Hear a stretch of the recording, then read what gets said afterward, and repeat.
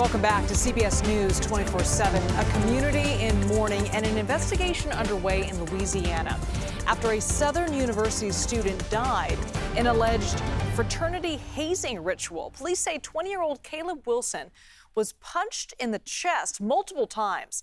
Let's go right to CBS News New Orleans. Kati Weis reporting from Baton Rouge. Katie, what more do we know about this investigation? Well, good afternoon, Liz.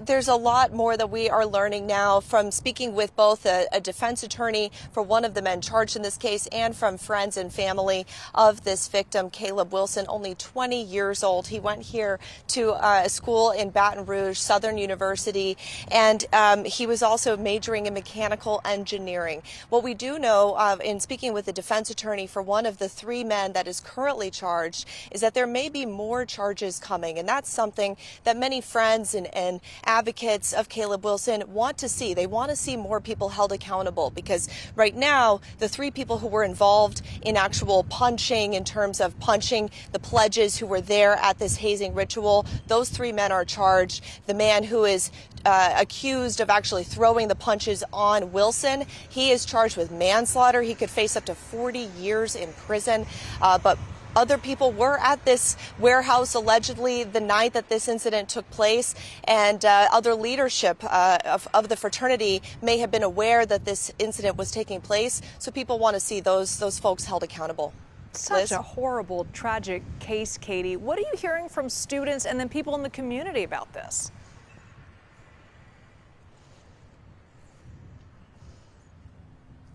Oh, no, she might have lost my hearing. Katie, can you hear me okay? Oh, there, I hear you, Liz. Thank you. No worries. The technology sometimes is not our friend. I completely understand that. I'll ask the question again. What are you hearing from students and people in the community about this? Well, students and people in the community are just absolutely heartbroken. It's been described to me as an emotional roller coaster because it's not just the fact that they've lost this bright person that really inspired them. It's also the fact that they feel as though their friend potentially could have been saved. One of the really sticking points in this case right now is about how Wilson was taken to the hospital by other fraternity members instead of those fraternity members calling 911 right away as soon as he collapsed during this alleged hazing ritual. And there's also concern about how these fraternity members, when they arrived at the hospital to drop Wilson off, they allegedly lied to hospital staff and said that he had gotten injured while playing basketball, that he had been hit in the chest while playing basketball. And so friends and family really feel as though if fraternity members had maybe called 911, that potentially this could be a very different situation. And instead of being here for a funeral service today on campus,